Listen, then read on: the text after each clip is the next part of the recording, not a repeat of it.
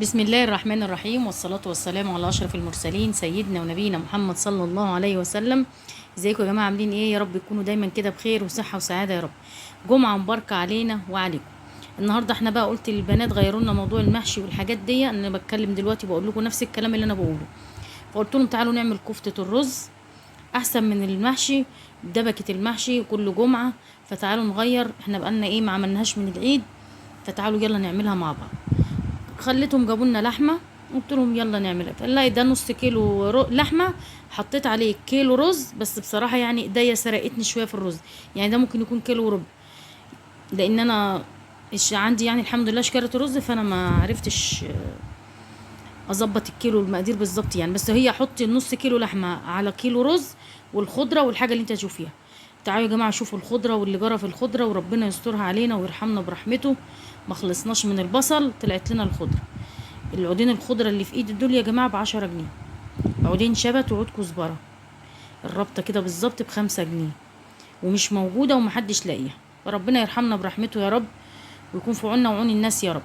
هنا انا عملت ايه؟ حبة الخضرة اللي البنات جابوهم، يا جماعة ما جبتوش تاني، قال لي يا ماما ده ب5 جنيه ومش موجودة، يعني ما تقدريش تاخد اكتر من ربطتين او 3.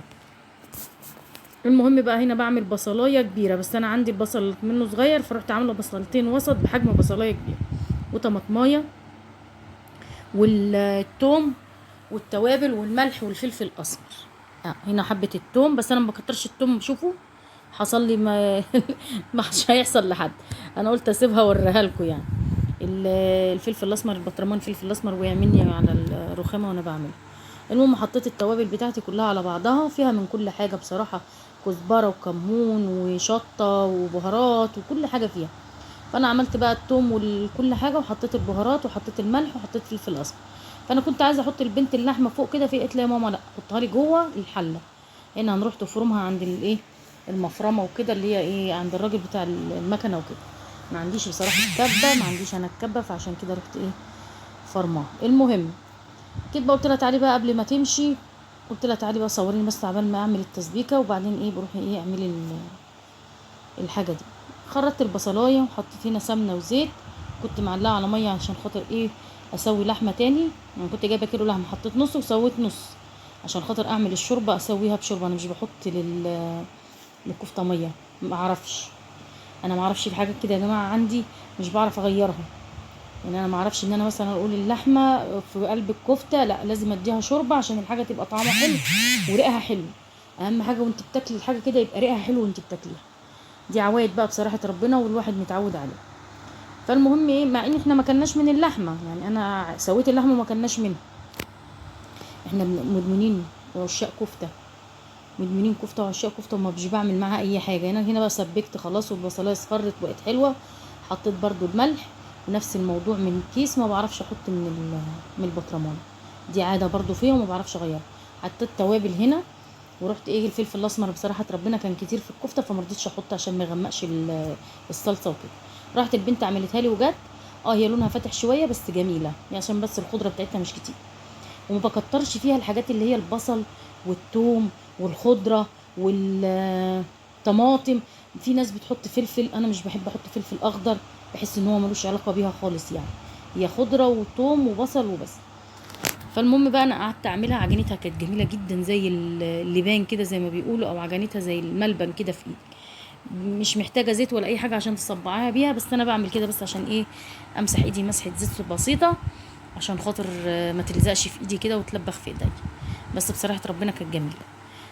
زي ما انتم شايفين انا بعمل الصباع وسط، بحيث لما يجي يستوي وتيجي تاكليه تاخدي الصباع على قد البق، مره واحده قطمه واحده، او ممكن تقطميه قطمتين بالكتير. لكن الصباع التخين قوي ده بيشرب صلصه وبيشرب الرز بطبيعته انه بيزيد.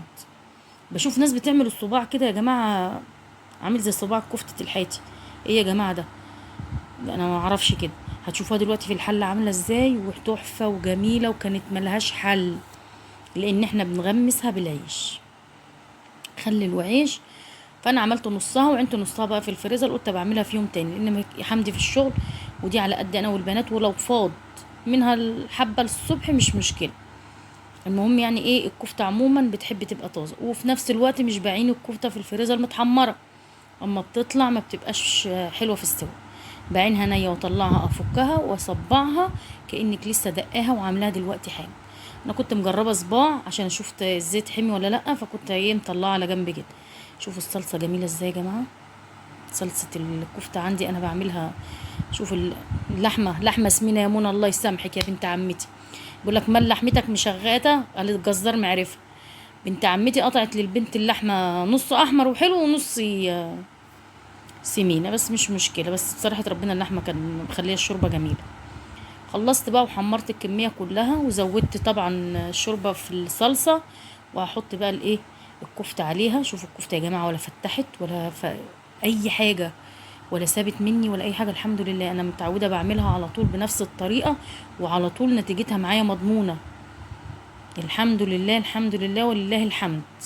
عمر الكفتتي ما فتحت ولا فكت في قلب الحله.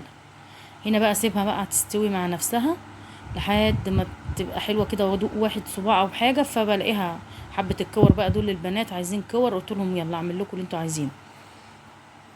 فانا كنت شفت صباع لقيته تستوي، قلت لهم يلا بقى نغرف عشان احنا متنا من الجوع ومتغديين بقى ايه بعد العصر، فكنا جوعنا قوي.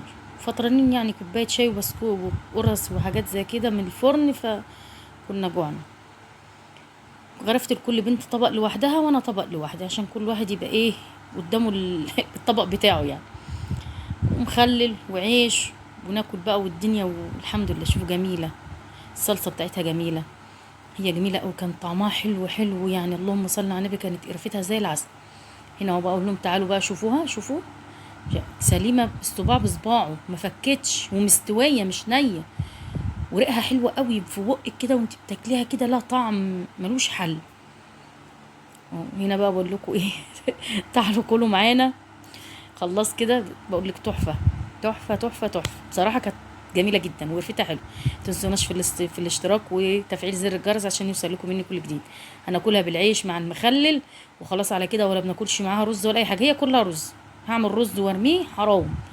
فاشوف وشكم على خير واستناكم ان شاء الله الفيديو اللي جاي. طبعا انا الصلصه بقى قلت لهم استنوا الصلصه، احنا بناكل الصلصه دي قبل الكفته. انا والبنات بنغمس الصلصه بتاعتها قبل الكفته. شو بتاخدي بقى الصباع على قد بقك مره واحده، ولا تعملي صباع كبير ولا حاجه. شوفوا وشكوا على خير.